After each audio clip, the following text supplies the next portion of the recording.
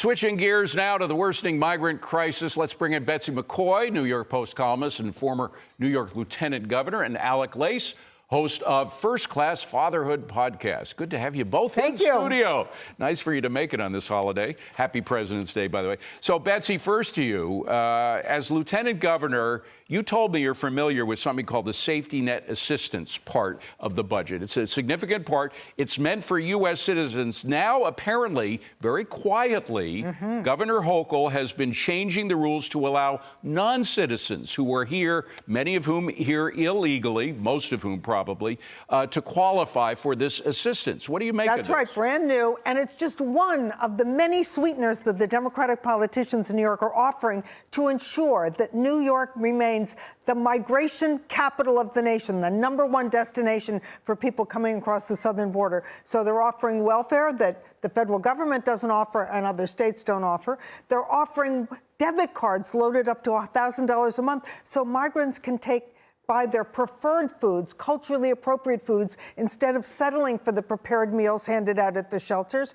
They're offering free legal services. They're offering unlimited shelter, no cap on the number of days you can stay. At some pretty nice digs, by the way. Oh, yes, hotels for $500 a night. $500. Right. And by the way, a lot of this spending would displace money that otherwise would go to veterans, for example, and other citizens, many of whom have served. And the long-term plan, everybody wonders, why are they doing this? Because New York lost 400,000 people in the last 3 years, people who fled the taxes and the crime.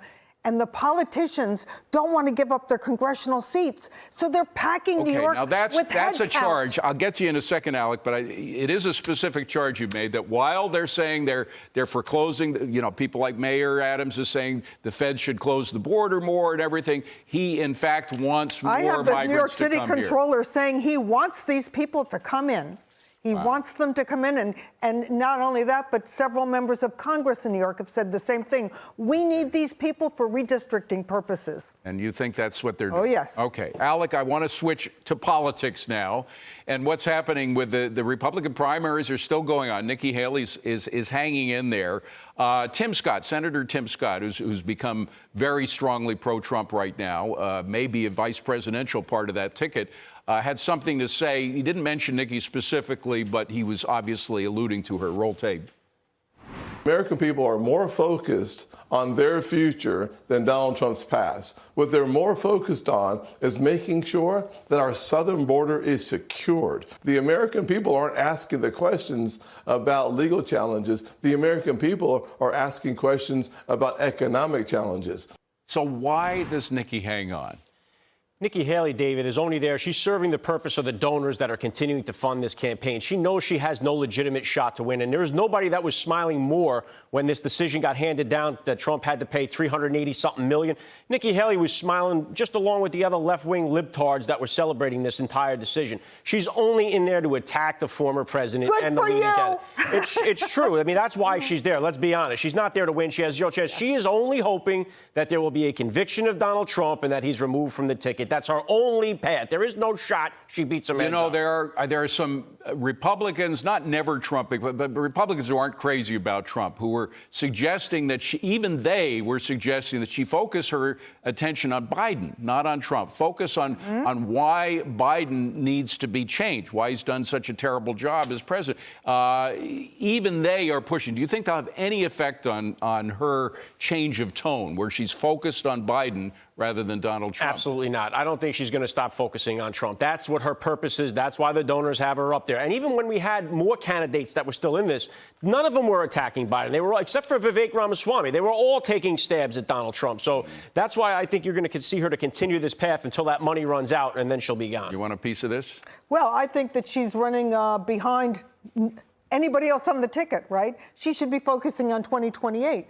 What she's doing now is really burning her bridges for the future. Yeah. Well, speaking of burning their bridges, I think he may already have done that. But a lot of folks are saying that President Biden will kind of do a political reset. That's the phrase that was used by Axios in a column today during his March State of the Union. It's March 7th is his State of the Union. Do you think he has anywhere to go there? I think most people are expecting very little that evening. 76% of voters, according to Real Clear Politics, believe that Biden is too old, and they'll be thrilled if he finds the teleprompter and is able to enunciate the words. What I would like to see that night is Donald Trump offer the response on behalf of the GOP live. Last year he did it as a video, but this is a prime opportunity for him to declare his leadership of the party.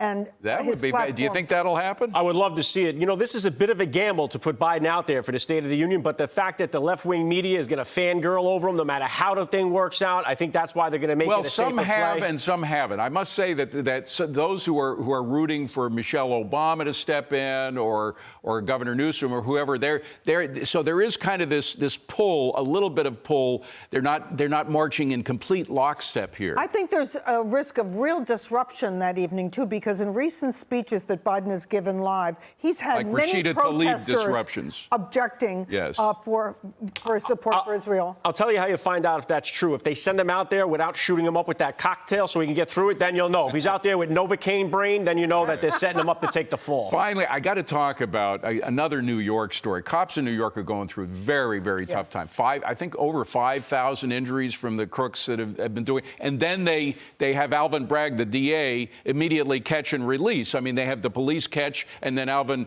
Bragg release. But I got to show you a little. I think we have that tape of what the mayor is putting out as the way cops are having fun. Do we have that dance tape? Roll it.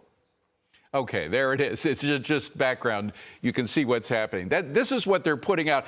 I don't think criminals are going to be too off-put by seeing this video. No, I mean, but you know, is that really what we need right now in New York? No, but the migrant surge is making this much worse. You know, the Statue of Liberty says, give us your tired and your poor. It doesn't say, give us your criminals and your gangsters. And that's what we're getting. Well, it's like a repeat of Mariel when Castro released the bad guys that he didn't know what to do with. And we took them, and we had years and years of trouble down in Miami. But this is writ large all over the United States. You know what, too? They keep saying that the illegal immigrants are coming because they want a better place to live. Well, now it's going to be New Yorkers that are looking for a better place to live because the crime's getting out of control. And, yes, it shouldn't be celebrated in this way. We got to get hard on crime here in this city. But Alvin Bragg, they probably got like a statue of him down in Mexico. Betsy and Alec, I think we may be keeping you for another segment. You're so damn good.